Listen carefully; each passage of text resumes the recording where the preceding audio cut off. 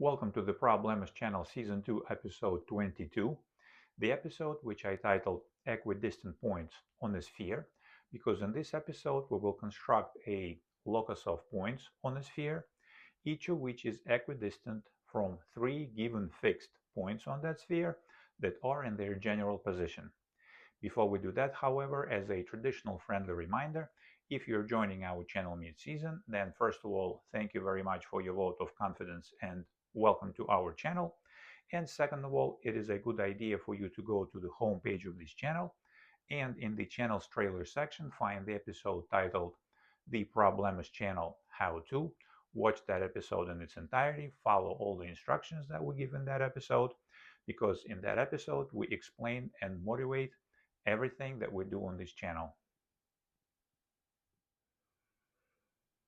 In the mathematical problem S2E22, we're given a fixed sphere, which means that we're given the location, the fixed location of the center of that sphere, O, and we're given the length of the radius of that sphere.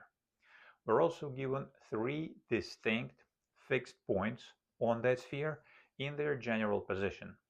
In their general position means that no 2 points on that sphere are antipodal with respect to each other. These 3 points do not belong to one and the same great circle of that sphere, and so on. And the whole idea of investigating the 3 points on the sphere in their general position, because we want to invent or construct a wholesale logic that solves the problem at hand. And the problem in this situation, in this case, is to construct the locus of points on the sphere, each of which is equidistant from these three fixed and distinct points.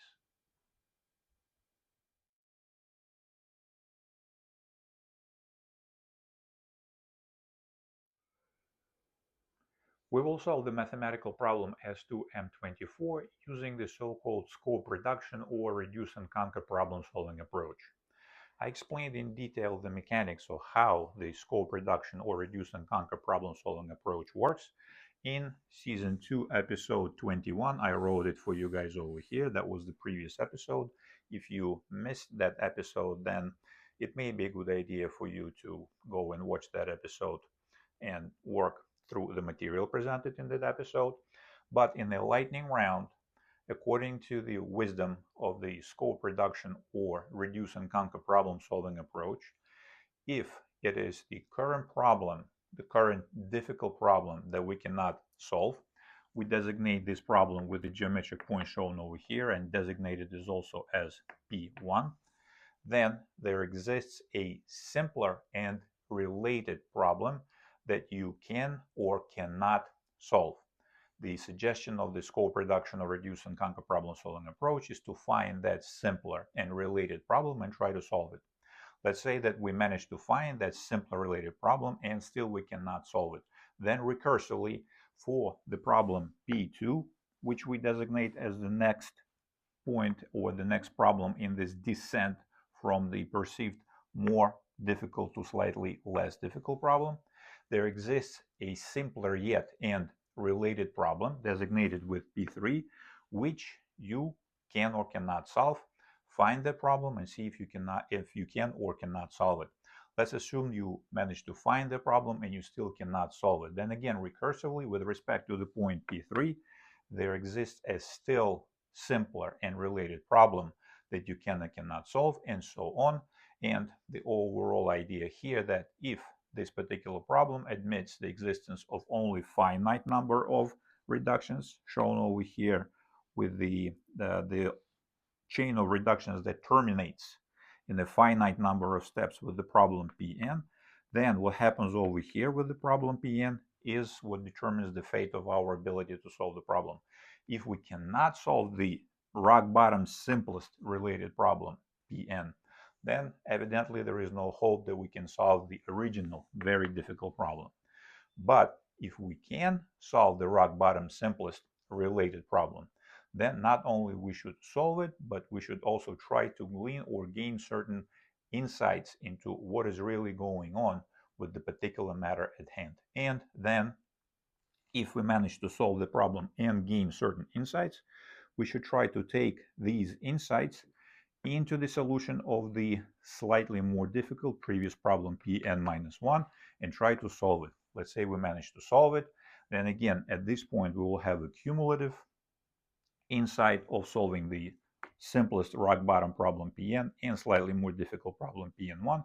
We should take both of these insights into the attempt to solve the previous problem and the previous problem and the previous problem and so on until we get all the way to the top and manage to solve the problem P1. In the previous episode, when we were dealing with perfect squares, we managed to reduce the perceived complexity of the problem at hand by playing with only one parameter, the width of the perfect squares. We started working with the one-digit perfect squares and we expanded the difficulty rating, the perceived difficulty rating of the problem to two-digit perfect square, three-digit perfect square, four-digit perfect square until we solved the original problem with the five-digit perfect squares. In this problem, S2E22, I will cut to the chase right away and I will play with two parameters, not one parameter as we did in the previous problem, but with two parameters. And these parameters will be the number of points at hand and the dimension or the perceived complexity of the space in which these points live. Originally, we're given a rather complicated space, the sphere, and where the number of points that we're given is 3. And that is a difficult to solve problem that we at the moment do not really know how to solve. Then if we apply the scope reduction or reduce and conquer problem solving approach to that problem or to the process of searching for a solution of that problem, then we will go through the series of reductions shown over here, and I will cut to the chase and I will begin with the simplest rock bottom related problem that deals with only one point and quite straightforward space, that is the straight line. In other words, in the next segment, we will take on the problem of the given straight line lambda and a given fixed point A on that straight line.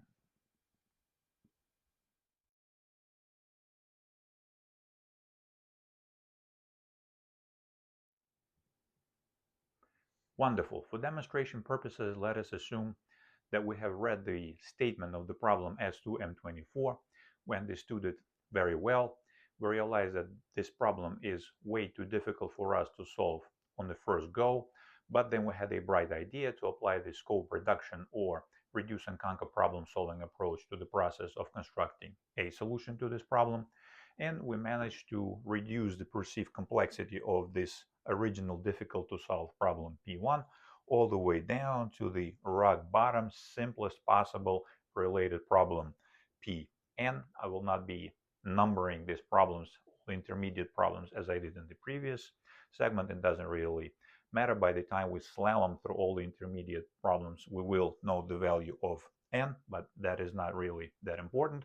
In this case, what is important to us is that we will play with two parameters in this case to simplify the problem, and instead of 3 points we will initially deal with just one, and instead of taking a rather complex space, a sphere, we will take on a very straightforward and reasonable to work with space known as a straight line. So in this problem Pn, let me mark it over here, Pn, this is our simplest rock bottom related problem.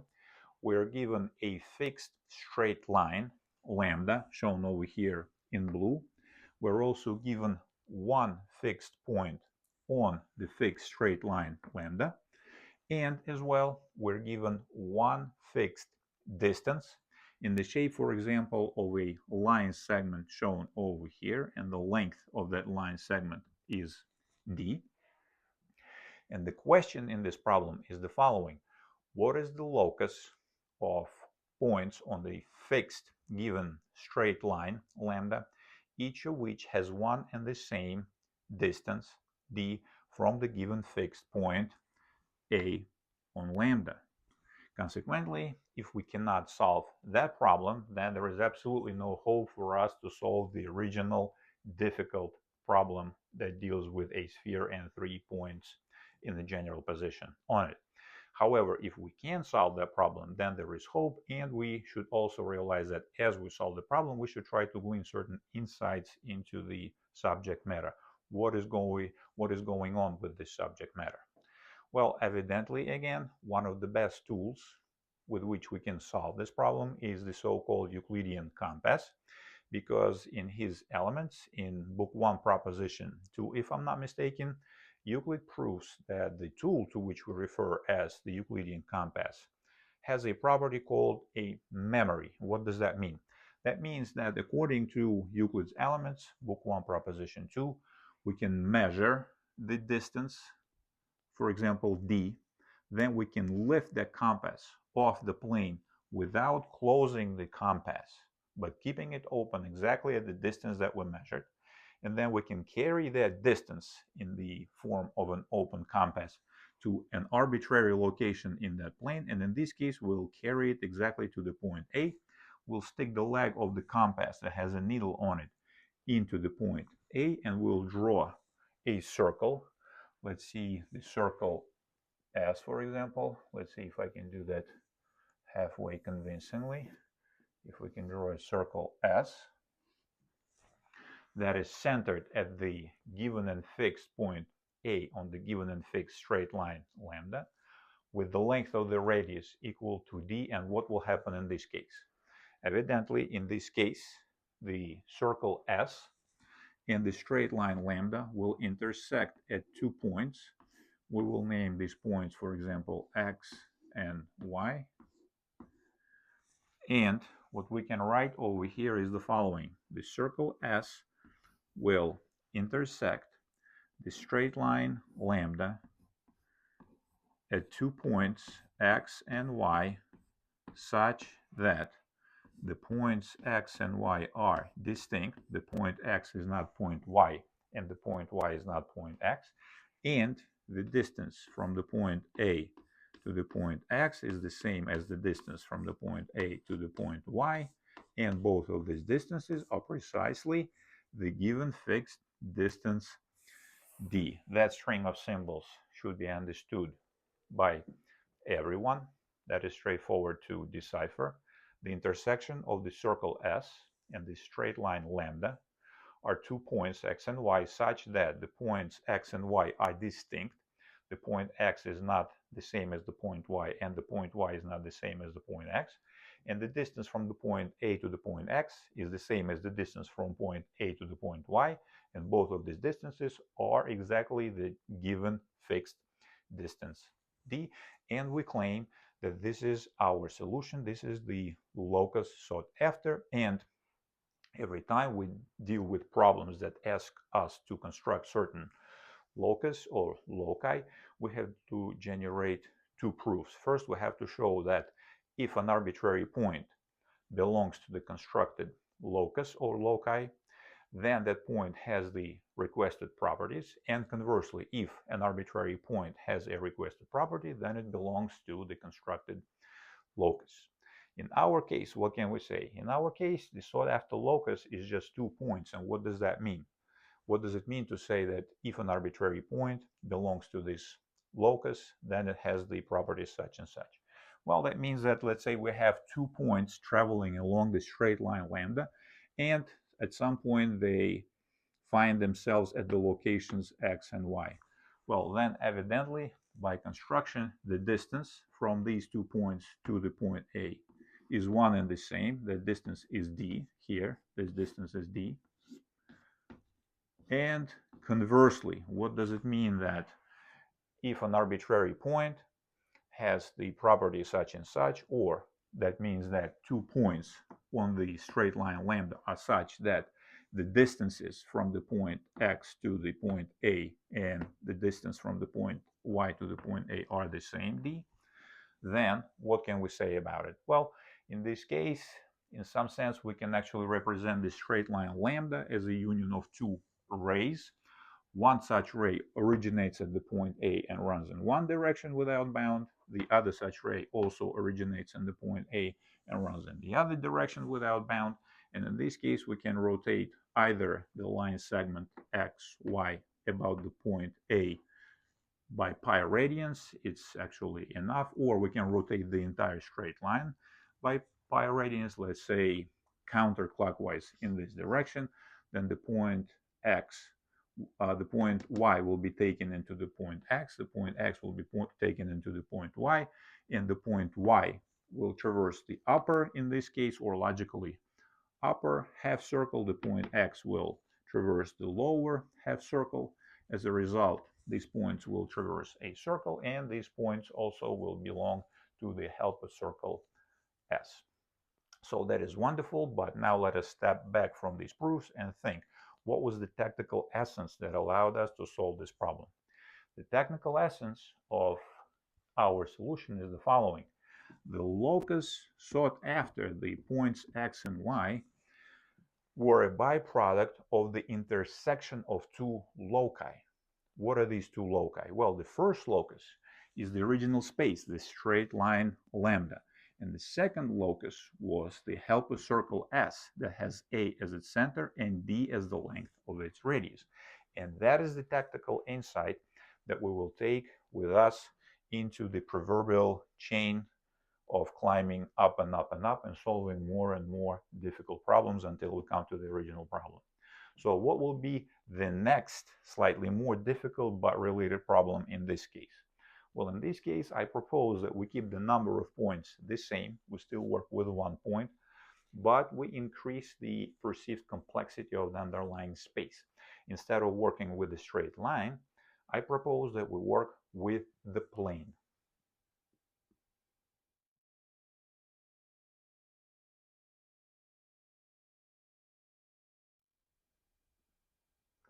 Very good. While trying to solve a difficult mathematical problem S2E22, we realized that we can use the scope reduction or reduce and conquer problem solving approach.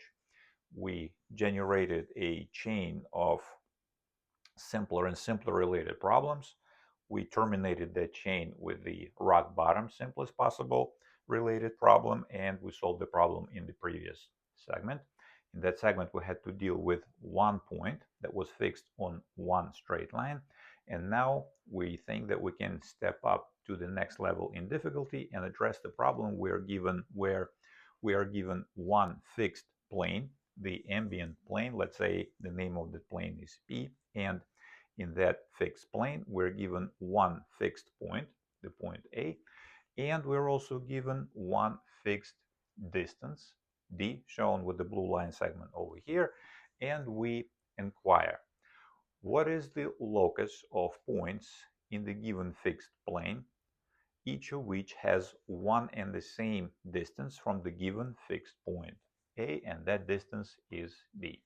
Evidently, in order to solve that problem, we will use the same vehicle that helped us in the previous problem, and we will construct a circle using precisely the Euclid's Elements Book 1 Proposition 2, according to which the Euclidean tool, to which we refer as the compass, has the property called a memory. In other words, we open up the Euclidean compass to measure the length of the given line segment, D, and without closing that compass, we lift it off the plane, carry it to the point A, and draw the helper circle, shown over here in green, that has the fixed point A as its center and the length of its radius precisely as D. And we claim that this is the sought after locus in this related but slightly more difficult problem. That is, any point that is located on that locus or any point on that circle, such as, for example, the point B1, B2, B3, B4, so on, the point Bn, every such point has 1 and the same distance, D, to the chosen or given fixed point A, and conversely, if in the given fixed plane P there exists a point such as, for example, Bn, and the distance from that point Bn to the given fixed point A is D, then as explained before, we can always construct a circle that has the point A as its center and the distance D as the length of its radius, such that that circle will contain precisely that point Bn. Now, in this problem, we did not really come across the situation where two loci intersected, and we managed to draw some technical useful conclusion from that intersection. But still, we think that we solved that problem. We gained certain insight and a better understanding, a better feel for the underlying material that we deal with in this type of problems, and we can step up the level of difficulty and move from 1 point to 2 points, but we will reduce the level of perceived complexity in the underlying space. We will go back and we will try to solve the similar problem with two distinct fixed points on one fixed straight line.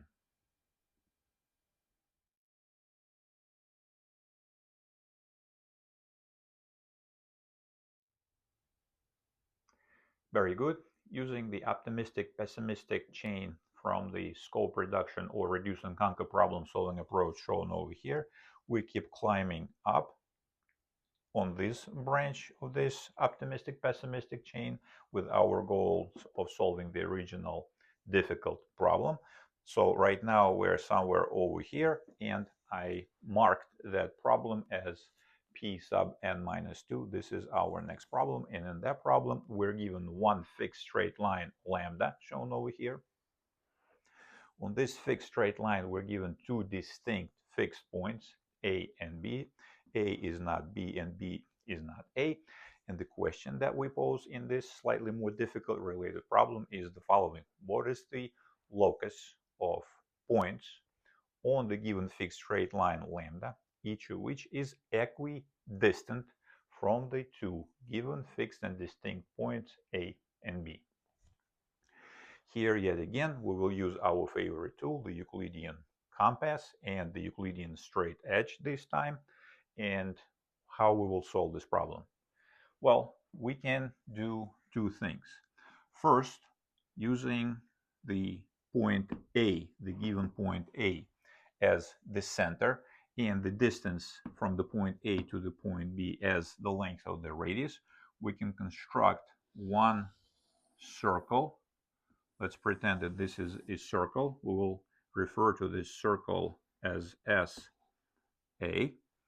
And number two, we can use the point B as the center of yet another circle that has the length for its radius as the distance between the point B and A, like so. Let me try to draw another circle like so. We will refer to that circle as SB, like so. And this is actually a setup from the Euclid's Elements Book 1, Proposition 1, for which Euclid caught a fair amount of criticism. But for now, let's say we pretend that we have enough axioms in the mix. So this is done. And what we have here is that the circles SA and SB will intersect over 2 points. Let's refer to these points as P and Q, such that P is not equal to Q, and the distances here, let's say this will be the point P, this will be the point Q over here, and evidently this distance right here and this distance right here will be AP equals AQ equals to this distance right here, BP, and that is the same distance as BQ, and all these distances, they're equal to what? Precisely, they're equal to the distance between the distinct points A and B, and that completes our description of the points P and Q. And what do we do next? Next, we construct a line through the points P and Q, like so. So we will refer to this line as B, lowercase b, for perpendicular bisector. We will prove that statement in the next segment, but for now we'll take it that this is just a straight line. B is a straight line that passes through the points P and Q. And over here we will observe that the given fixed straight line lambda will intersect with the straight line B thus constructed at a single point, which we will call the point M. I will designate it with red chalk right here. That will be our point. Where is more space here? Point M. And we claim that the point M thus constructed is precisely the solution of this problem. That is the locus of all the points on the given fixed straight line lambda, each of which is equidistant from two distinct fixed points A and B. And for a proof, we can state the following. Let us concentrate our attention on the triangles PAQ, this triangle. I'll hatch it slightly this way, and the triangle PBQ, this triangle. I'll hatch it in another direction. What can we say about these two triangles? Well, these two triangles share one and the same side, PQ. This side is shared. The lengths of the remaining sides of both of these triangles are actually one and the same. This is captured over here in this string of symbols precisely because all these sides, the sides PA, PB, QA, QB, are what? They are the lengths of the radii of the circles SA and SB, and by construction, the length of that radius, or of both radii of both circles SA and SB, is precisely what? Is precisely the distance between the points A and B, which means that the length of the side PA is the same as the length of the side PB, and the length of the side QA is the same as the length of the side QB. Consequently, by side, side, side, and side, side, side, these two triangles are congruent. So we can even perhaps record it over here that the triangles PAQ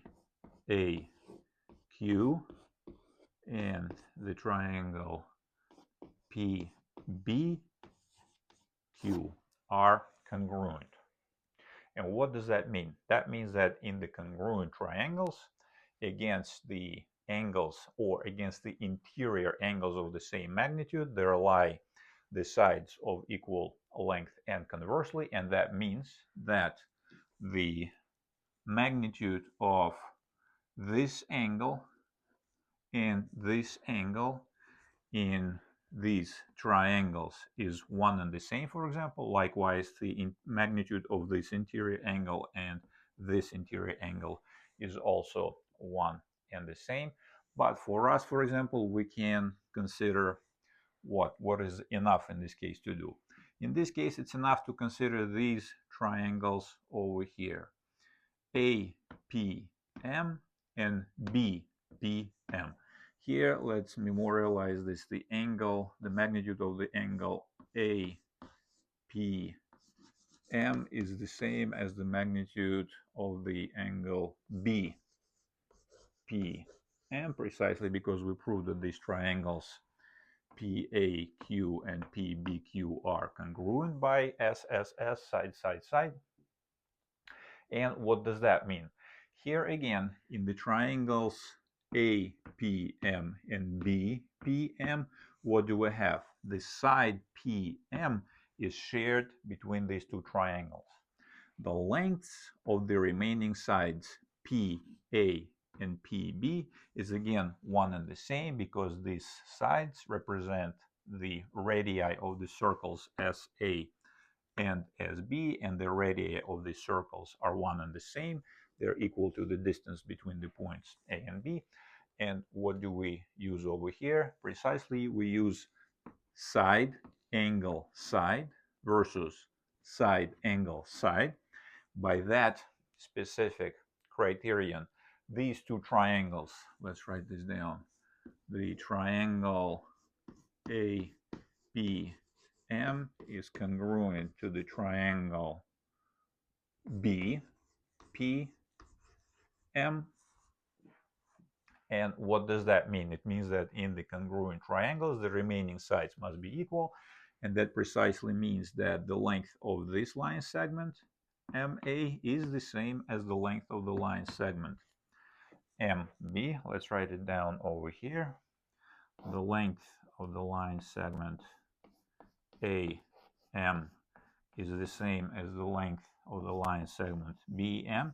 This is what we were trying to prove. And again, because in this case the sought after locus is a single point, the two proofs actually merge into one. In theory, we're supposed to prove that any point that belongs to the locus, to the proposed locus, has the property sought after, that it is equidistant from the points A and B, and that is the case. And conversely, if there is a point in a given fixed plane such that it is equidistant from these both points A and B, then it must be located over here. It is the case. We just proved it over here. And now, again, what type of tactical insight we can take away from this problem? Well, in this case, we again obtain the sought after locus as what? As an intersection of two geometric objects. One such geometric object was the given fixed straight line lambda, and the other such object was the what we will soon prove to be the perpendicular bisector B that we obtained as a side effect of constructing two helper circles, SA centered at the point A with the radius whose length is equal to the distance between the points A and B, and the circle SB that is centered at the point B and has for the length of its radius the distance between the points A and B again. Now that we develop better and better understanding of how these things work, we increase carefully the number of points from 2 to 3, but we keep the complexity of the underlying space the same, and we inquire what will happen if we place the third point somewhere on the given straight line, on the given fixed straight line lambda. Will the problem have a solution in that case?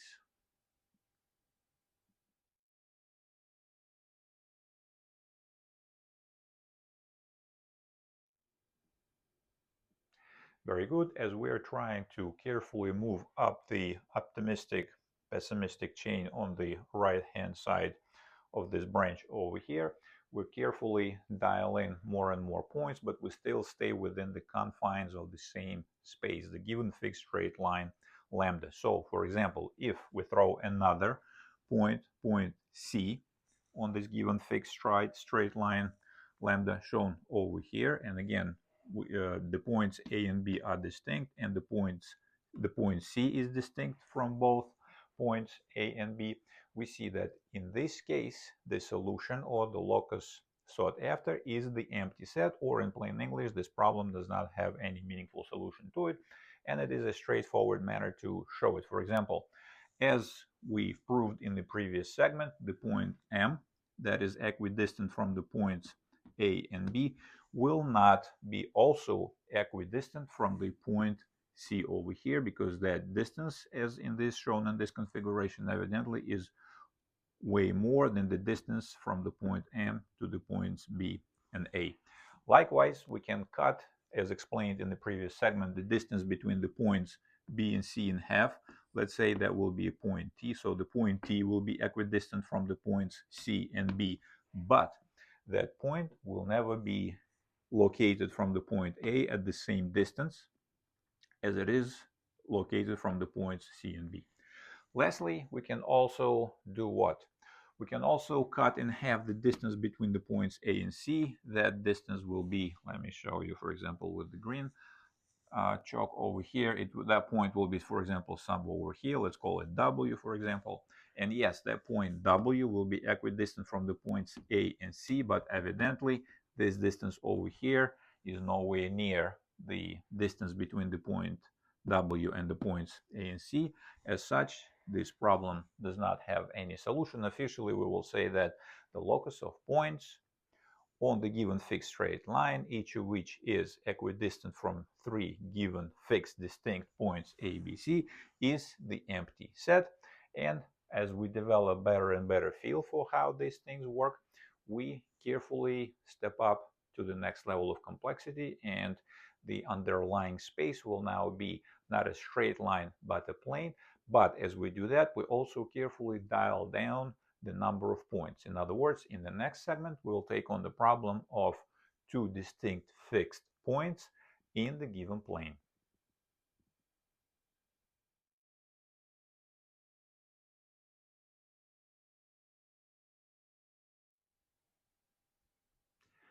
Wonderful.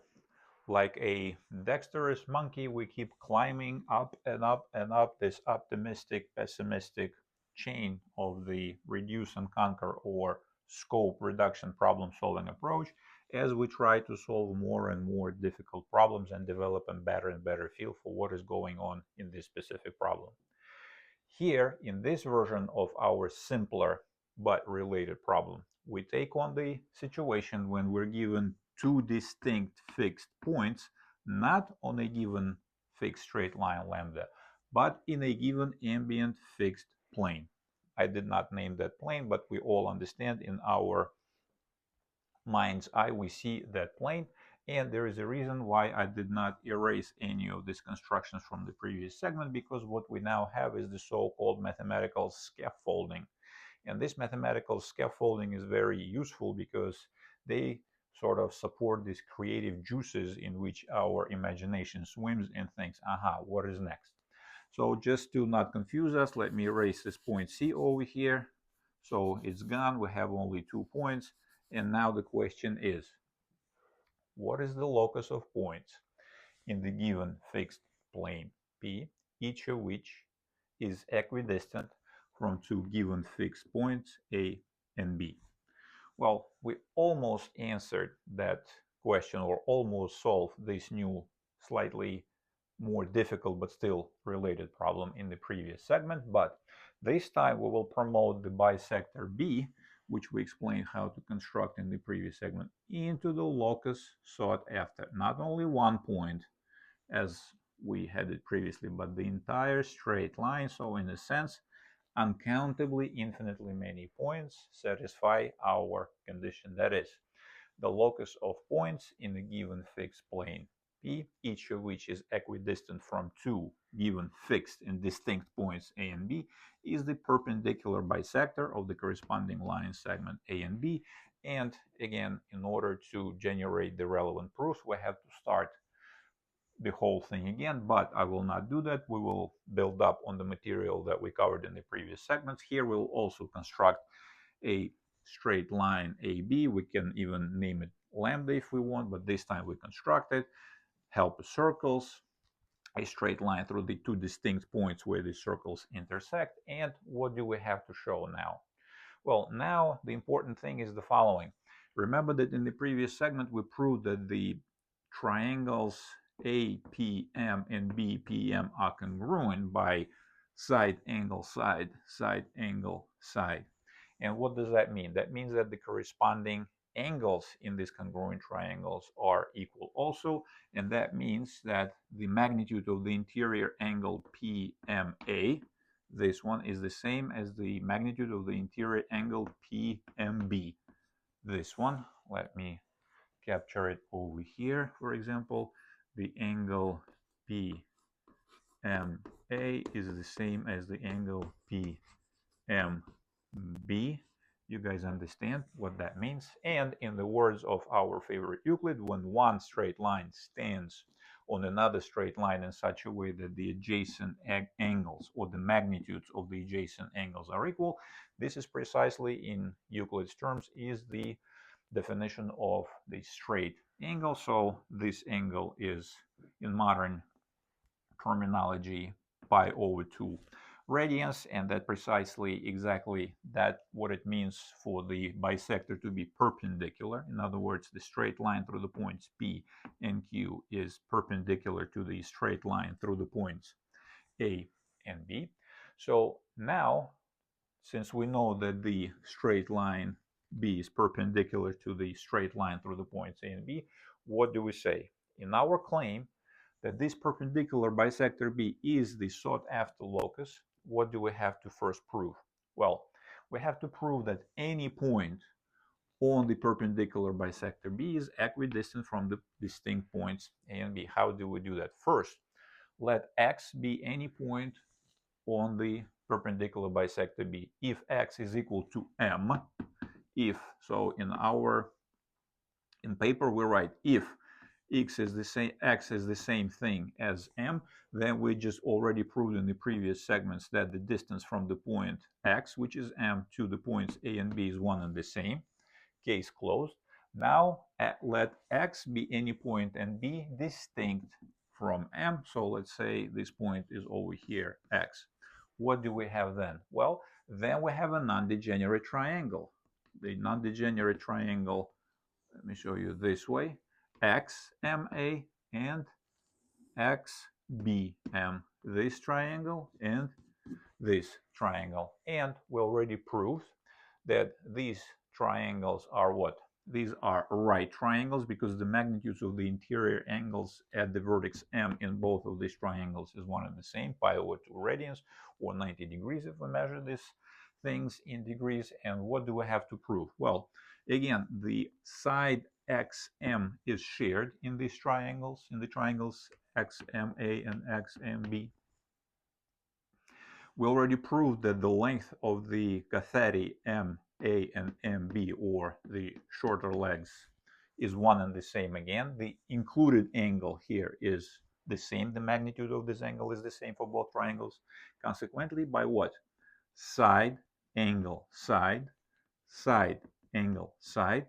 The triangles XMA and XMB are congruent, and in congruent triangle, the lengths of the corresponding sides equal one another. And what does that mean? It means that in this case, what do we have? We have the distance. Where should I write this? Over here. The distance XA is one and the same as the distance XB, and this is precisely the embodiment of the fact that the point X is equidistant from the two given fixed distinct points A and B. Conversely, if X is any point in the given fixed plane pi, such that the distance from that point and to the points A and B is one and the same, that what can we say?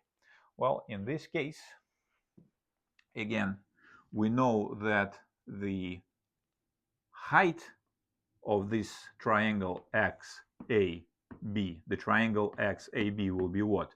Since the length of the sides are the same, this triangle will be isosceles. Wonderful. And then we know that in the isosceles triangle, the height that emanates from the vertex of that isosceles triangle is also what? It is a height. It is the bisector of the interior angle over here at X, and it is also a median. In other words, it cuts the base of the triangle on which it falls exactly in half. In other words, if in modern vocabulary, in modern language, X is the orthogonal projection, if M, is the orthogonal projection of the point X onto the straight line AB right here, so these angles are right. And because XM in this case is also a median of this triangle, it means that these distances MA and MB are one and the same. And that is precisely what it means when we say that the point X, if it is equidistant from the points A and B, belongs to the perpendicular bisector B, because again, the line segment XM, or the straight line through these points, will be perpendicular to the base AB, and it will cut that base exactly in half. Now again, when we step back and we think, what was the tactical advantage? What was the tactical secret sauce that allowed us to solve this problem? Well, in this case, we did not have really an intersection of several geometrical objects as the sought after locus, but still at some point this intersection came in. For example, this is exactly how we obtained the points P and Q. And now that we understand what is going on, what is the next step in our climb along the optimistic pessimistic chain over here? We're somewhere over here. What would be the next problem? Like, what would you do if you were solving this problem this way? Well, one reasonable thing to do is, since we exhausted all the reasonable possibilities with the space to which we refer as the straight line, we now can keep working in the current space, the plane, but we can carefully increment the number of points in that plane. In other words, in the next segment, we will take on slightly more difficult related problem, and we will investigate the locus of points in the fixed plane, which is equidistant from three distinct fixed points in that plane.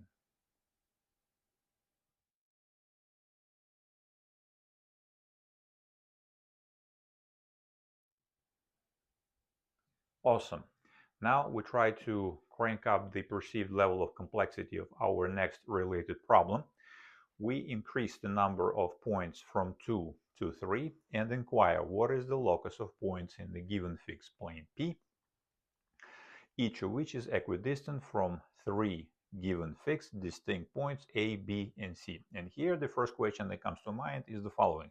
What if the given points A, let's mark this point, if the points A, let's give the point B, and I'll just very lightly on purpose mark it as C, are collinear. In other words, all 3 points to belong to one and the same straight line. Well, we already know how to construct a perpendicular bisector. Let me mark it down here. I'll skip the helper circles, but you guys understand that this is a perpendicular bisector, and this distance equals to this distance right here. The angle is right. We will refer to this bisector as BAB. This is a perpendicular bisector that cuts the line segment AB in half. And if we do the same thing, if we conduct the same experiment with the line segment BC, then I'll show it in dashed line over here. We'll have the perpendicular bisector B, to which I will refer as BC, again like so. But it can be shown with very little effort that these two perpendicular bisectors, BAB and BBC, will be what? They will be parallel. And what does that mean in our context? Well, in the classical Euclidean plane, these two perpendicular bisectors will never intersect. But in the extended Euclidean plane, or the Euclidean plane equipped with the so-called point at infinity, then in general, these two parallel straight lines, two parallel perpendicular bisectors, will intersect at the point at infinity. But for us, it still means that there is no meaningful solution. In this case, the locus sought after will be the empty set. And what do? Precisely, we move the point C off the straight line defined, but let's say by these two distinct fixed points A and B.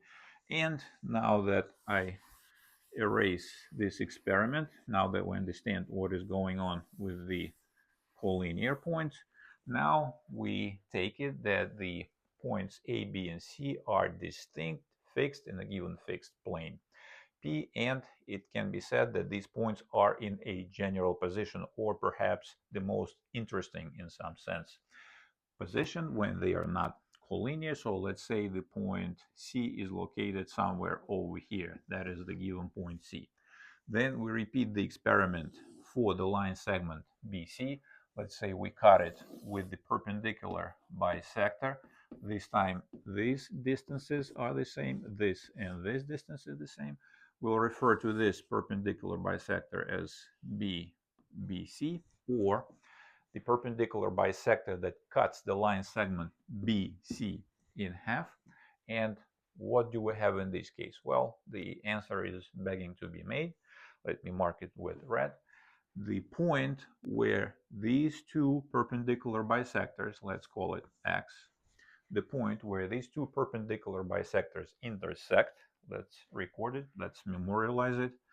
The straight line BAB intersects with the straight line BBC over the point X. And this is precisely the point that is the locus sought after. In other words, we can write down over here the distance from the point X to the point A is exactly the same as the distance from the point X to the point B, which is exactly the same as the distance from the point X to the point C. Again, we notice right away already what was the tactical maneuver. Again, the tactical maneuver is to come up with the situation where two interesting loci intersect. The first such locus is the locus of all the points that are equidistant from the points A and B. The second such locus is the set of all the points in a given plane that are equidistant from the points B and C, and the point where they intersect marks which point.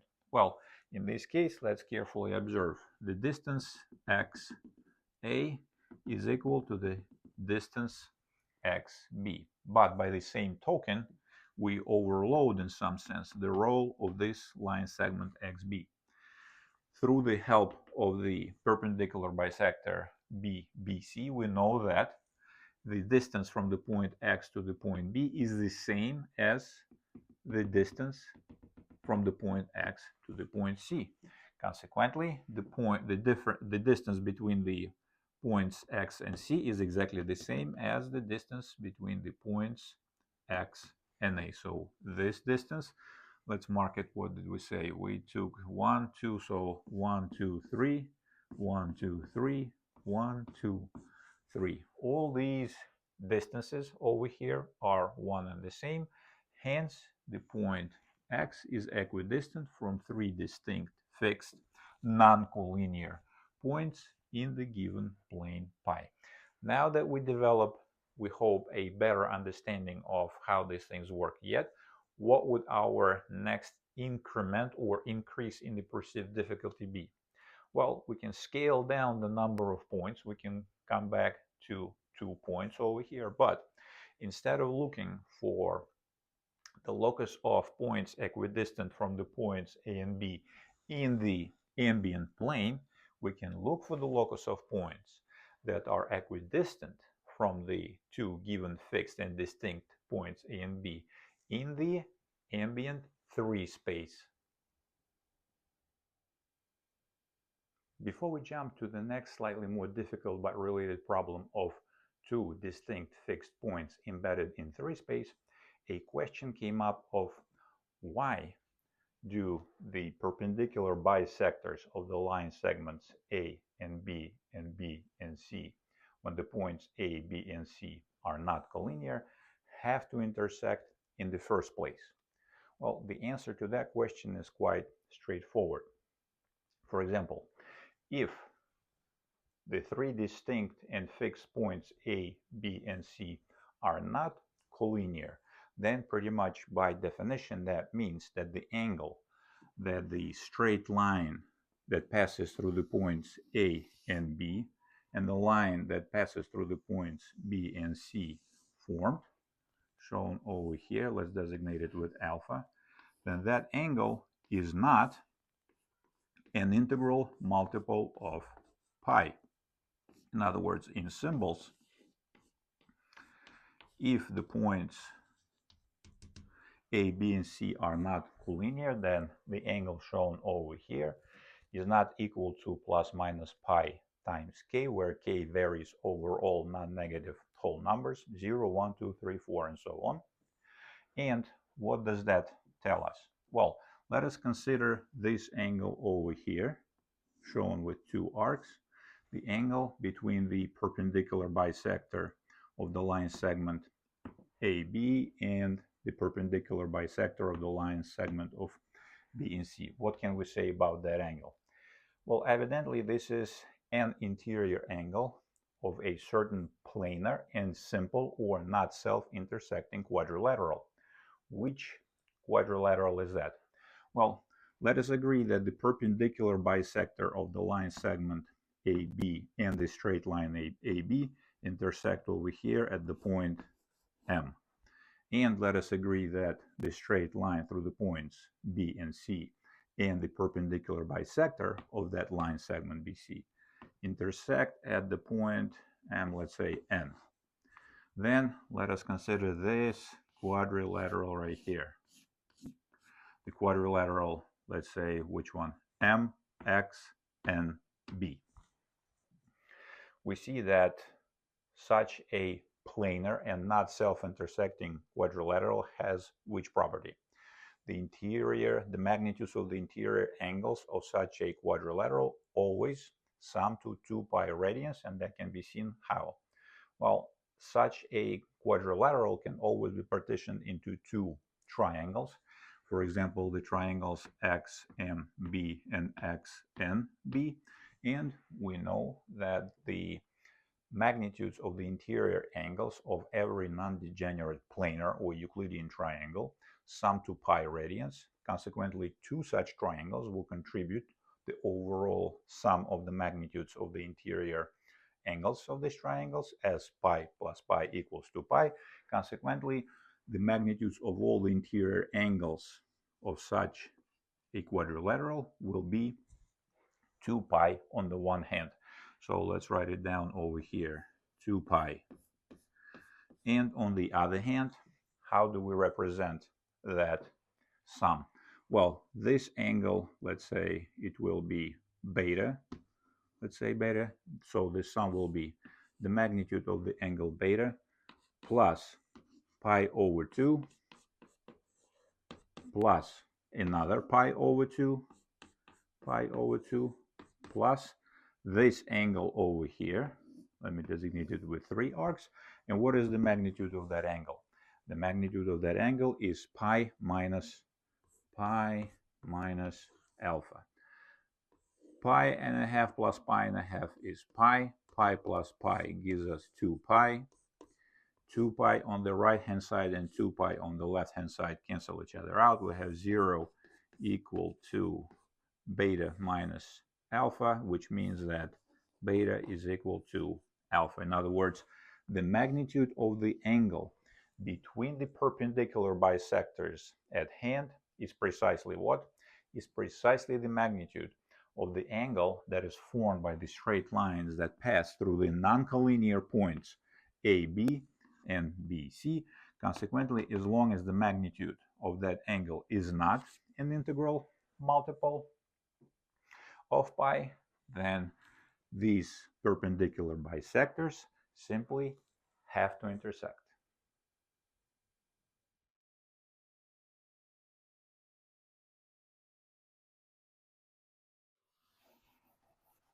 Now, as we keep climbing along the pessimistic optimistic chain, this will be p sub n minus 6 or some such. You guys keep track of where we are along this right branch of our scope reduction problem solving approach happy route, as we climb up towards our difficult to solve problem. Now we consider the case when two fixed and distinct points A and B are embedded into the Euclidean 3 space. And the question in this situation is the following. Let's say this is the point A, this is the point B. The question then is this: if two such points are embedded in the Euclidean 3 space, they are fixed, they're distinct, A is not equal to B, B is not equal to A, then what is the locus of points in the Euclidean 3 space, each of which is equidistant from two such points? If you have never solved this type of problems, then it may seem a little challenging, but if you have been working with the 3 space problems, then you will realize eventually that the answer to that question is the following: the locus of all the points in the Euclidean 3 space, each of which is equidistant from two given fixed distinct points A and B, is the plane that cuts exactly through the middle of the line segment A and B, and that is perpendicular to that line segment. Let's designate this plane, for example, as follows. Let me use maybe the red chalk. Let's say this plane will look as follows. It will go this way, it will go this way, and in perspective somehow this way. And the line segment, for example, it goes into the plane. Let's name that plane lowercase p, for example. It cuts into the plane. The line segment AB cuts into the plane over here. Then we cannot see that line segment. It runs behind that plane, and then bam, it comes out and joins the point B. Then what do we do here? Well, we have to generate two proofs. That is, let us assume that the point uppercase P is any point that belongs to the plane P shown right here. Now, if this point, this is the midpoint M, that is, has the following property. AM is equal to MB. In other words, the distance from the point A to the point M is the same as the distance from the point M to the point B. It does not look so on the board, but in perspective, that's supposed to look exactly as we claim over here.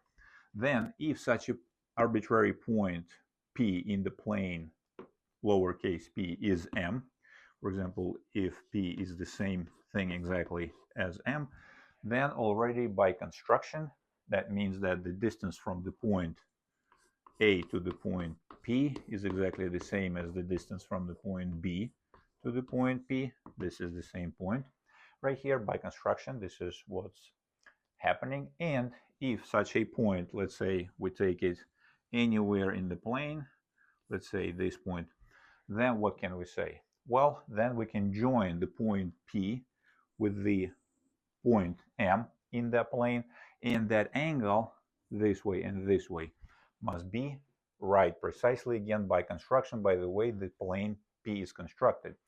And then what can we say about the triangle A, P, and B? Well, this will be a traditional classical planar Euclidean triangle in which the height that emanates from the point P and falls onto its base AB is what? Is perpendicular, obviously, by the definition of height, but that height also partitions the base AB into two equal line segments. In other words, this height is also what? Is also a median of such a triangle. And when a height of a triangle is also its median, then what does that mean? Precisely, that means that the triangle APB is what? Is isosceles. In other words, in this case, we have it that AP equals to BP, like so. And that is precisely what we were trying to prove. The length of the side AP and the length of the side BP is the same, and that precisely means that the point P that belongs to our proposed locus, the plane P that runs perpendicular to the line segment AB and cuts through its dead middle, is equidistant from the points A and B. Conversely, let us assume that in 3 space there sits a point, let's say P prime, such that P prime is equidistant from the points A and B. In other words, the distance AP prime is the same as the distance BP prime. What does that mean? And let's say this point is floating somewhere over here, and we already know, we don't have to prove it, we take it as given that this distance is precisely the same. Now our objective is to show that this point P prime has no choice but to belong to our proposed locus, the plane P. How can we do that? Well, one way to do it is to set up a contradiction. In other words, if we assume that such a point belongs to a different plane, for example, let's say if the point P prime with this property belongs to a plane P prime that is not the same as our plane P, then what kind of contradiction do we see? Well, in that case, that plane P prime must also contain the point M, but that plane P prime is distinct from the proposed plane P. What does that mean? That means that in that plane P prime, I'm not even sure if I can depict this plane somehow realistically, like so. What will happen? Well, if two distinct planes intersect, they intersect over what? They intersect over a straight line, and that straight line must pass through the point M. And that means that that straight line must be what? It must be perpendicular to the line segment AB. But at the same token, that also means that the straight line that passes through the point P prime and M also must be perpendicular to the line segment AB, and that straight line, let me designate it here. What is it? P prime M as a straight line. It must belong to the plane P prime. But that is precisely a contradiction, because in this case, there can be only one straight line that is perpendicular to the line segment AB and passes through the point M. Consequently, that means that if a point P prime is equidistant to the point from the points A and B, then that point must belong to the proposed plane P. Now that we solved this three-space problem, we can carefully increment the number of points, but keep the complexity of the underlying space the same. In other words, in the next segment, we will take on the problem of 3 points embedded in the three-space.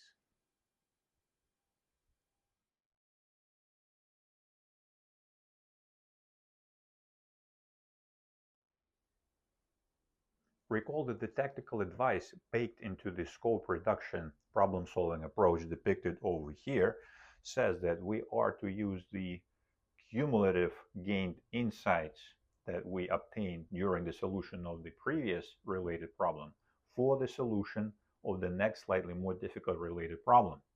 And when we arrive at the point in our journey where we can take on the case of 3 distinct fixed points embedded in three-space and inquire what is the locus of all points in this Euclidean three-space, each of which is equidistant from 3 given fixed distinct points A, B, and C, which are in their general position. In other words, when the points A, B, and C are not collinear, then in order to solve that problem, we should try to use all the insights that we gained during the solution of the very first problem, the next problem, and the next problem.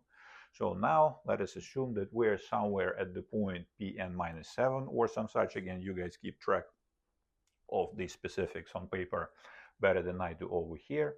But in order to answer this question of the locus of points in three-space equidistant from 3 such points, we use precisely the insights that we gained during the solutions of the previous problems. In other words, recall that in the case of 3 points embedded into the Euclidean plane, what did we do?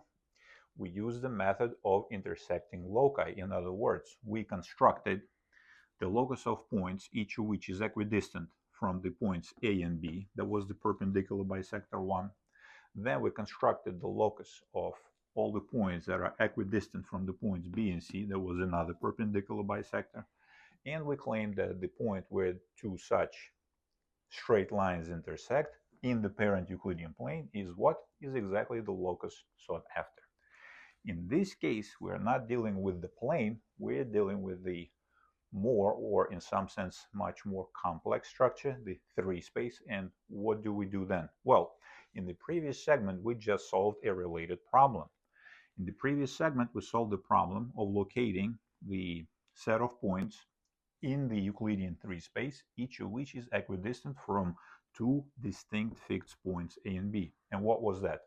Well, that was, if you recall, let me draw it right here, like this. That was a plane that ran perpendicular to the line segment AB through its dead middle, like so. So here it will be a certain plane that runs somehow this way and cuts through the point M over here in the middle and What does that mean now? Well, now again, by analogy with the previously solved problems and the developed understanding of what is going on with this type of problems in a simpler but related setting, we want to use exactly the same mechanism, the same vehicle, the method of intersecting loci, except that in this case, in a slightly more complicated but related case, instead of two intersecting straight lines, we will have what?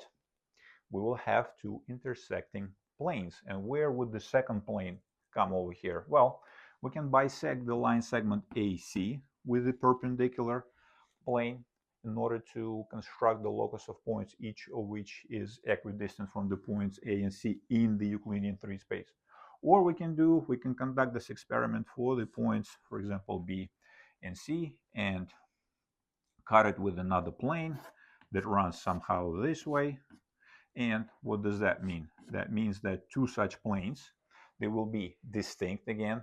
It can be shown with enough work. It can be shown that these two planes will be distinct, not parallel. They will have to intersect. And when two distinct, not parallel planes intersect, they do so over what?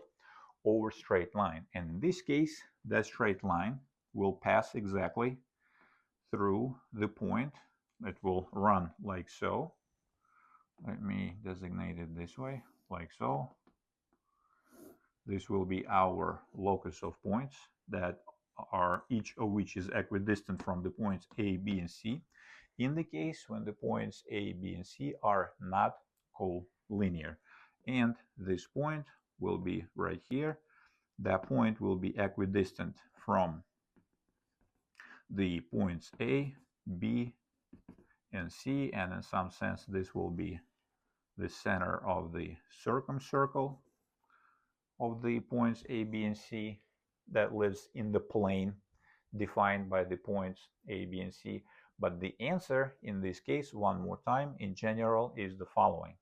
The set of points in the Euclidean 3 space, each of which is equidistant from the three given fixed and distinct points A, B, and C, which are not collinear, will be a straight line that is perpendicular to the plane A, B, C. Let me show you probably this way. For example, here it will be, this angle will be right, and this angle will be right, and that angle will be right. And that straight line is not only perpendicular to the plane defined by the points ABC, non-collinear points ABC, but it will also pass exactly through the center of the circumcircle of the corresponding triangle ABC. In other words, it will pass through this point over here. Let's call that point O, for example, O.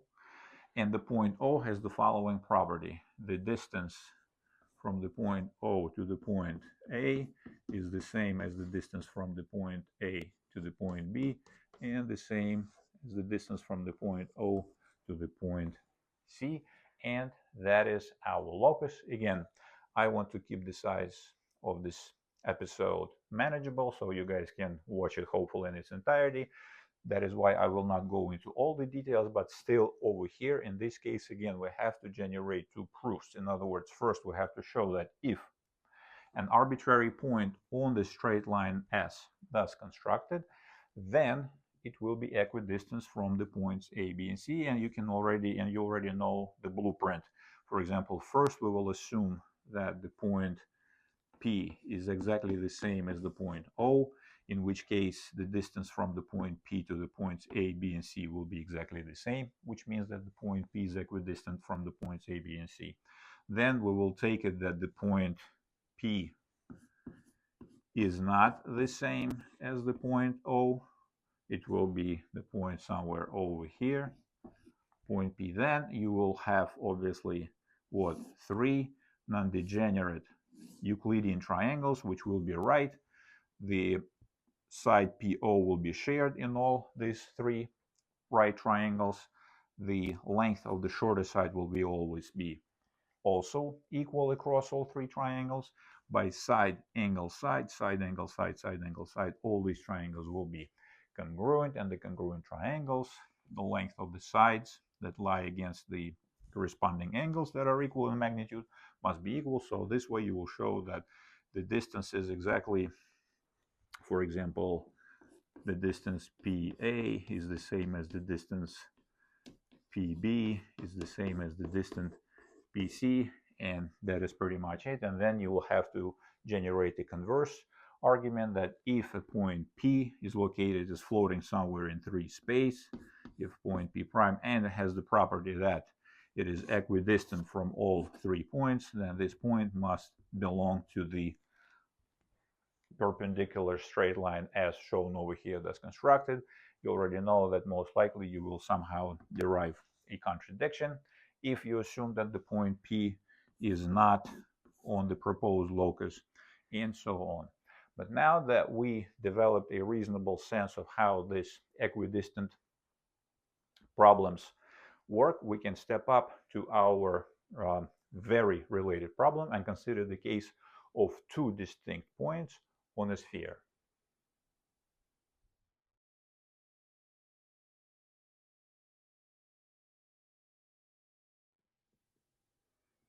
Wonderful, we're almost done. We almost climbed all the way to the top of our optimistic, pessimistic, can or cannot solve simpler or more difficult related problems as we consider one problem before last, so to speak, when we're given 2 points, 2 fixed distinct points on a fixed sphere whose radius r we know and the location of whose center or we know as well. In this case, we will assume that the 2 points given on a sphere, such as A and B, are not antipodal for the following reasons. Earlier, we already discussed that 2 points on a sphere are antipodal if and only if these 2 points and the center of that parent sphere are collinear. In other words, in a slightly different but still the same line of reasoning, let's assume that we have a sphere, we know its center O, we construct a straight line that passes through the point O. That straight line will cut the sphere at 2 distinct points, and these points will be exactly the antipodal points. In that case, through any 2 antipodal points, there passes uncountably, infinitely many great circles. And in some sense, that situation is not very interesting because it doesn't lend itself naturally to a generic or a wholesale approach or a wholesale solution.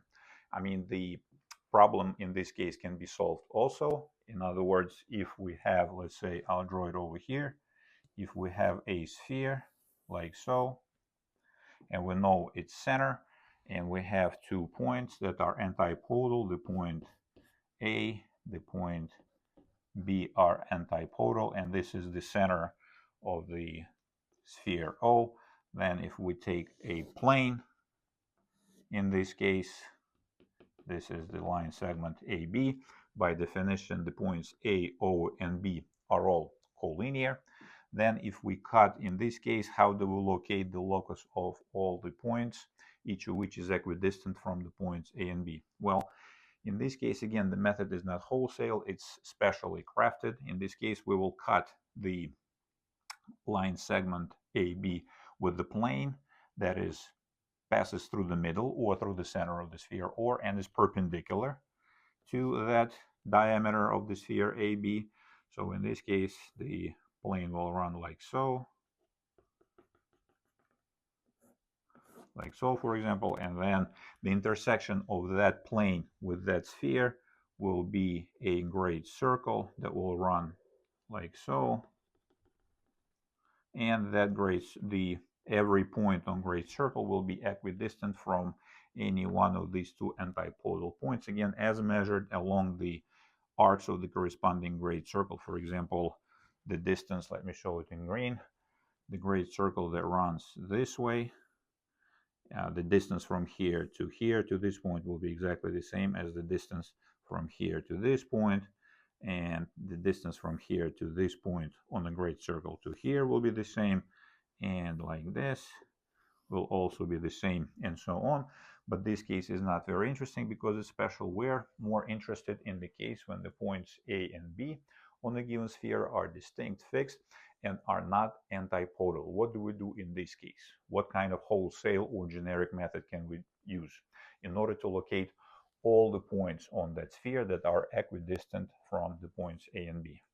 Well, in that case, unlike the situation when the points A and B antipodal, because in this case, uncountably infinitely many planes pass through the straight line AOB, here there will be only one unique plane that is defined by the non-collinear points A, B, and O.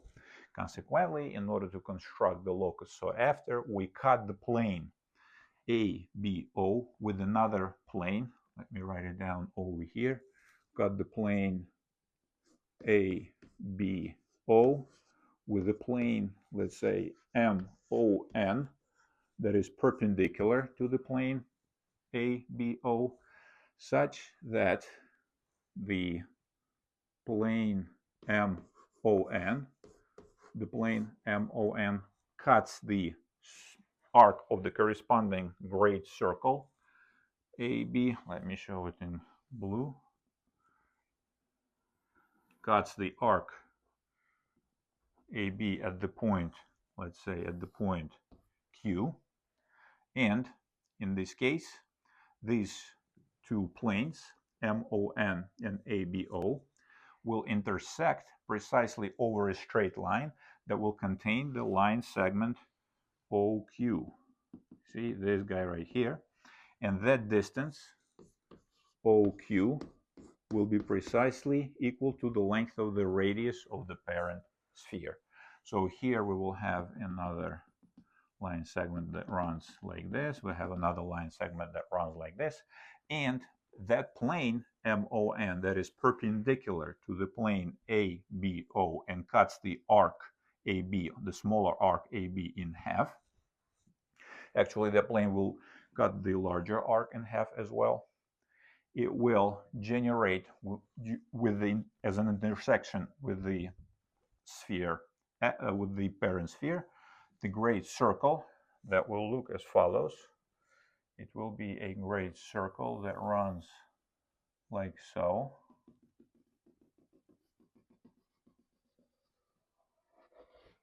Like so. Let us call that great circle, for example, SAB.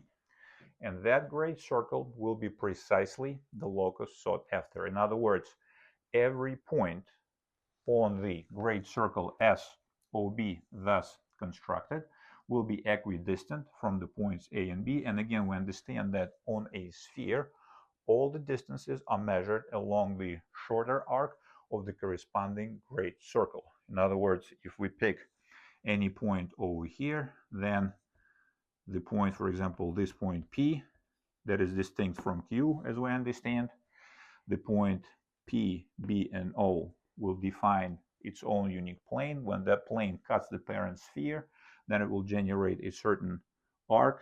It will generate a particular great circle, and along the arc of that great circle will measure the distance from the point P to the point B. And likewise, when we take the points A, P, and O, these points will define a certain plane. When that plane cuts the parent sphere, it will generate a great circle, and along the shorter arc of that great circle will measure the distance. This distances measured along the shorter arcs of the great circles will be the same as the spherical geometry works.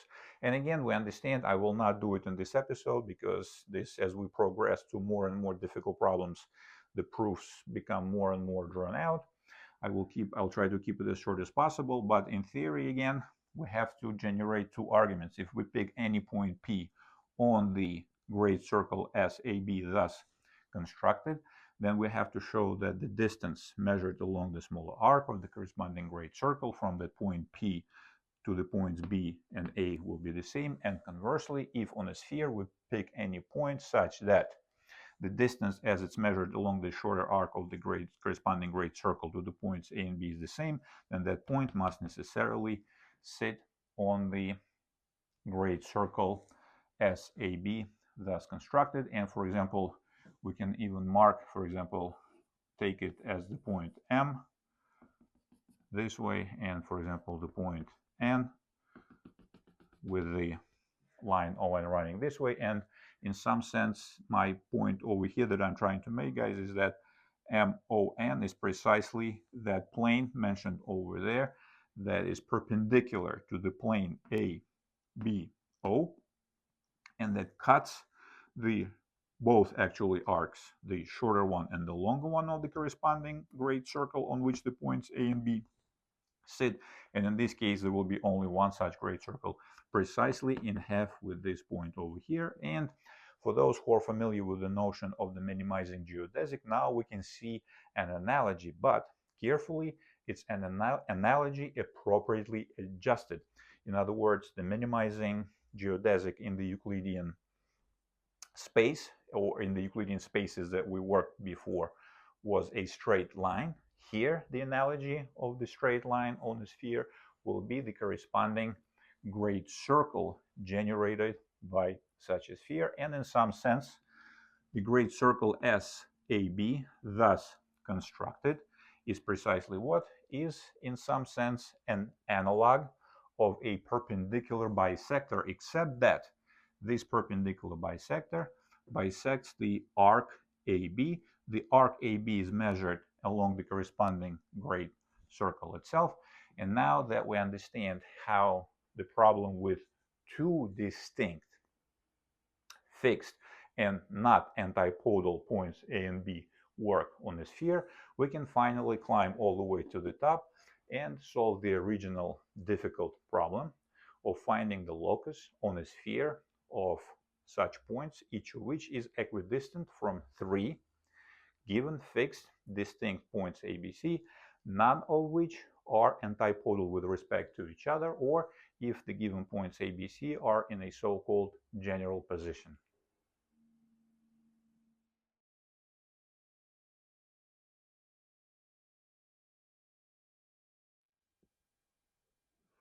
Lastly, after we have solved all the previously looked at problems that were, we started with the simplest rock bottom, simplest related problem, and with every iteration we looked at slightly more and more difficult but still related problem. Now we managed to climb all the way to the top.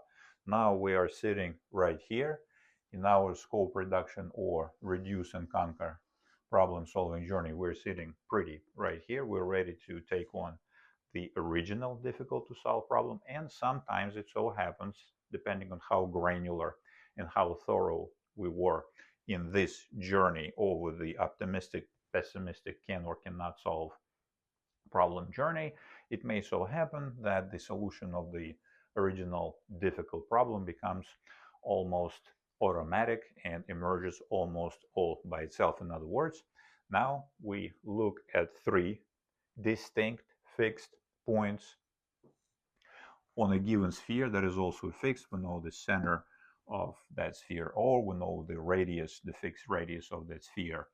R, the points A, B, and C, again, are in a general position. We're not looking to investigate all possible handmade situations where a custom tailored solution may be, of course, developed. And for example, we assume that the points A, B, and C are such that no two are antipodal with respect to each other.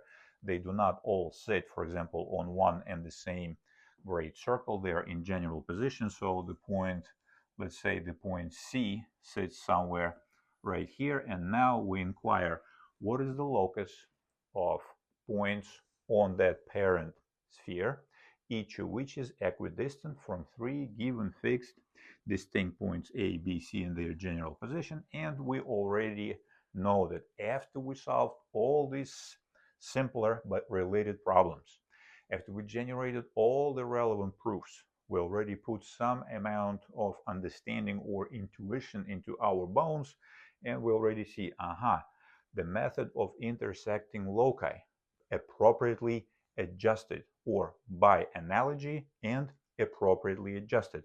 What does appropriately adjusted means? Well, in the previous cases, for example, in the case of the Euclidean plane, we worked with straight lines.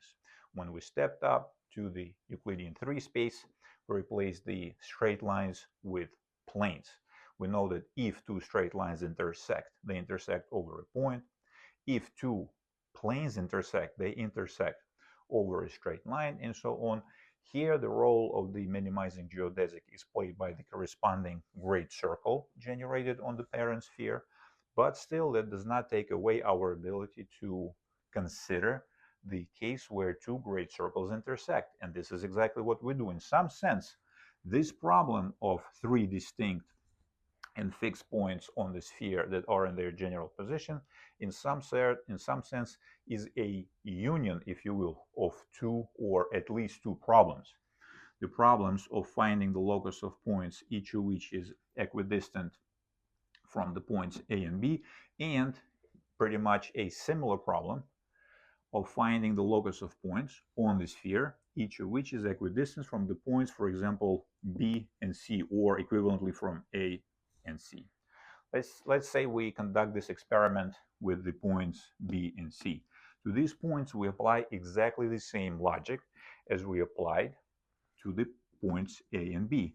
In other words, in this case, the distinct points B, O, and C are such that since B and C are not antipodal, it means that the points C and B will sit on the corresponding, let's say, shorter, for the sake of argument, arc of the corresponding great circle. These 3 points, B, C, B, and O, will define a particular and unique plane. We can cut this plane with another plane that is perpendicular to the plane B, O, C, and cuts the arc of this corresponding great circle at another point, let's say right here at the point T, such that the length of the arc CT is the same as the length of the arc BT. Okay, on the board it doesn't look the same, but in perspective it should look exactly the same. And then the intersection of the planes BOC and the corresponding plane that cuts the plane BOC perpendicular and through the middle of the arc BC will generate another great circle on the sphere, such that that circle will pass exactly through the point T over here and will run something like so. It will run this way, then it will go this way and come out here. We will call that great circle SBC so you guys can see it. And what will happen in this case? Well, in this most general case, most interesting case where we do not have to craft any handmade or bespoke solutions that tailor for this specific case, this is exactly what I meant when I said wholesale methods. We use one method to construct the locus SAB. We use exactly the same method to construct the locus SBC, or the great circle that cuts the arc BC exactly in half. And then what do we see? Precisely, we see that these two loci intersect at two distinct points. We'll call this point, for example, x1. And what will also be the case? Well, if we, for example, climb on that sphere, right? If we climb on that sphere and we walk onto the point x1, let's pretend that the sphere is made from plexiglass and we can see through it. We point the laser beam directly at the center of the sphere O, and as it happens, that beam of this laser beam will cut through the point O and should hit exactly the other point on the other side of the sphere. We will call that point x2. It is there. So what can you say about the points x2 and the point x1? Exactly, these points will be antipodal. The point x2, the point x1, and the point O sit on the same straight line. They thus form the extremities of the corresponding diameter of that sphere. And these 2 points right here, precisely represent the locus sought after, or these 2 points are the solution of the original problem S2E22. So in other words, we can even record it this way. Let's memorialize this over here. the great circle SAB, constructed as explained above, will intersect the great circle SBC over, let's write it in the set notation, the points x1, and x2, such that x1 is not equal to x2, and the distance, which distance over here, the distance from let's say x1 to the points A, B, and C will be, I'll use this funny notation, will be equal to each other. In other words, if these distances shown over here, let me show it in green. For example, the distance measured along the great arc this way, which way it will run this way and this way. All these green arcs, the lengths of these green arcs will be exactly the same. And if we construct the same corresponding great circles, takes the corresponding arcs of these great circles, then the arc that runs from x2 to the point A, the arc that runs from x2 to the point B, and the arc that runs from the point x2 to the point C will exactly be the same. So in some sense, I mean, I committed the notational crime, of course, over here, but let's say, to be good citizens of mathematics, what will we say? We will say that the distance from x1 to the point A, and we'll designate it with the funny arc over here, meaning arc distance, will be the same as the distance x1b over the arc is the same as the distance from the point x1 to the point C over an arc, and the same thing will be for the point x2. A arc equals to the distance from the point x2 to the point B arc, and the same as the distance from the point x2 to the point C over the arc. And that is the solution sought after.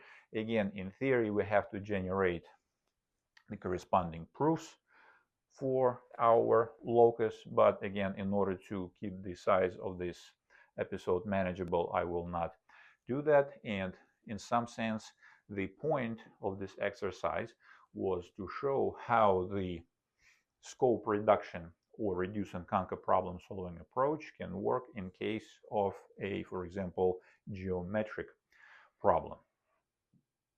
And before I wrap up, I would like to make the following point.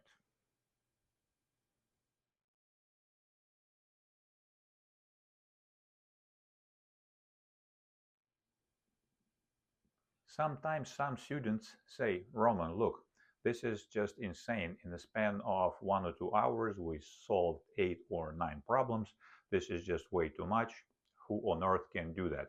Well, in order to put these things into perspective for you guys, recall the history of the so-called Fermat's last theorem, which states that over the set of positive integers, the equation that reads x to the power of n plus y to the power of n equals to z to the power of n, where again x, y, and z are positive integers and n are again whole numbers or integers greater than 2.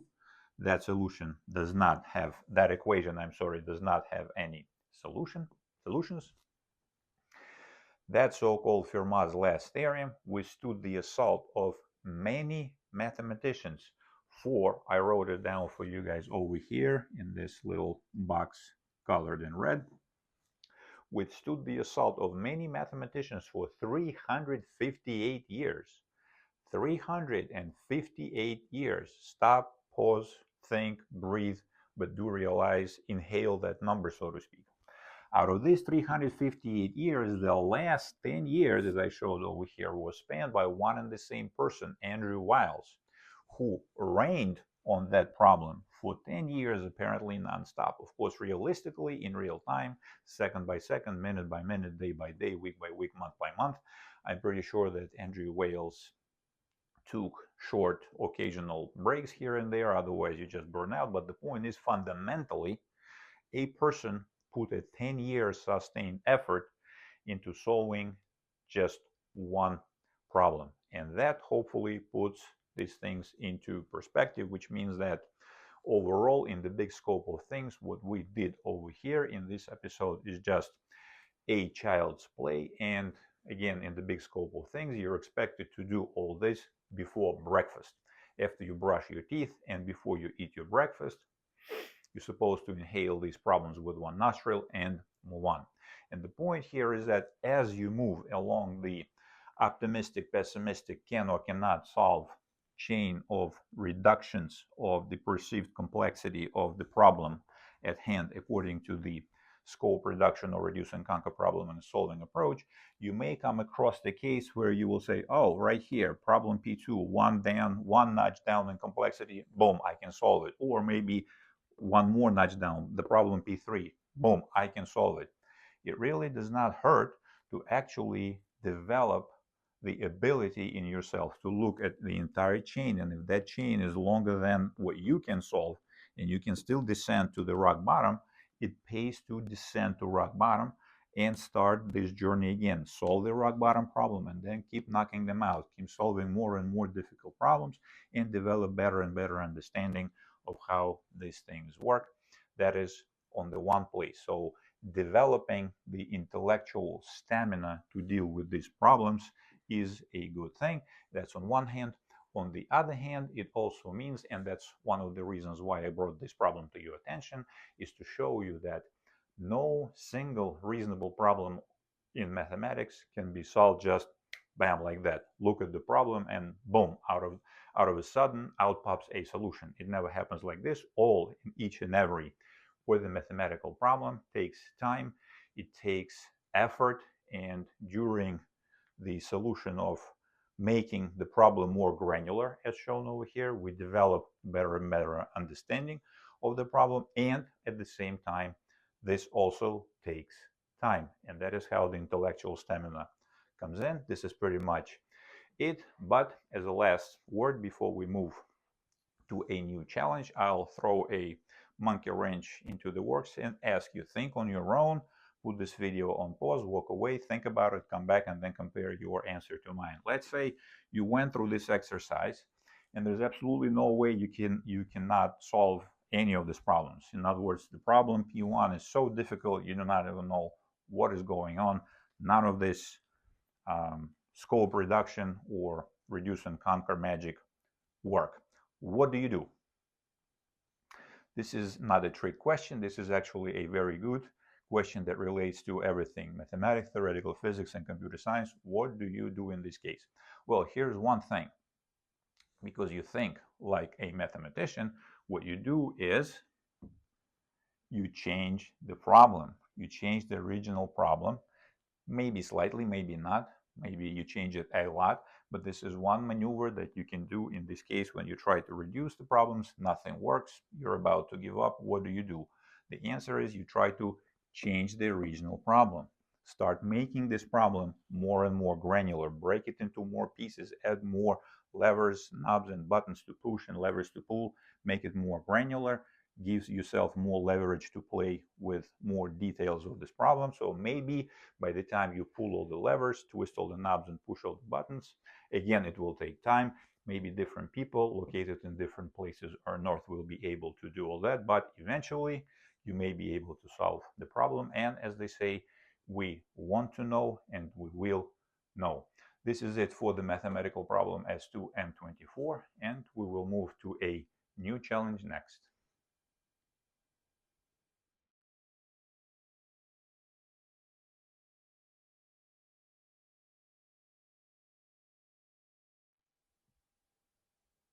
Our new challenge, S2M25, which is technically a problem in mathematics, but you might as well take it as a problem maybe in computer science, but I think it belongs to this area between computer science and elementary theory of numbers. And this problem will not be a traditional problem that we have to solve, but we will take a problem that has been solved by someone else. Actually, this problem has been solved apparently more than 2,300 years ago. And again, to the best of my knowledge, please verify this information on your own from a different source. But the entity to which we refer, the Euclids or the Euclidean greatest common divisor algorithm, or GCD algorithm, was, again, to the best of my knowledge, apparently not invented or put together by Euclid, but by people who came before him, but for all sorts of fabulous historical reasons, perhaps because Euclid memorialized the description of this algorithm that survived to our day. Now, these days, we refer to this algorithm as the Euclid's, or the Euclidean greatest common divisor algorithm. And the objective of the problem S2M25 is for you to explain how the Euclid's, or the Euclidean greatest common divisor algorithm, works using precisely the scope reduction problem solving approach. PSA here stands for problem solving approach. Here you will be invited to construct something that looks like this construct, or the chain of simpler and simpler related problems. And if you will try to solve this problem honestly and earnestly on your own, you may come across the situation where you will think, Roman is asking us to do something that doesn't really make much sense. Perhaps he meant divide and conquer. Well, it's a good point, actually, but the difference is subtle, but there is a difference. So in this particular case, I would urge you not to mix up the scope reduction, or reduce and conquer problem solving approach, with the divide and conquer problem solving approach, because that approach, we will study it sometime later, but it is different from the scope reduction, or reduce and conquer problem solving approach. And this scope reduction, or reduce and conquer problem solving approach hides somewhere in the inner workings of the Euclidean GCD, or greatest common divisor algorithm. You are invited to reveal that location. Where does the scope reduction problem solving approach hides in there, and compare your ideas to mine. This is it for this episode. Thank you very much for your time. Thank you for watching. I will see you in the next episode, in which I will share my ideas about how does the Euclidean GCD algorithm works according to the scope reduction problem solving approach.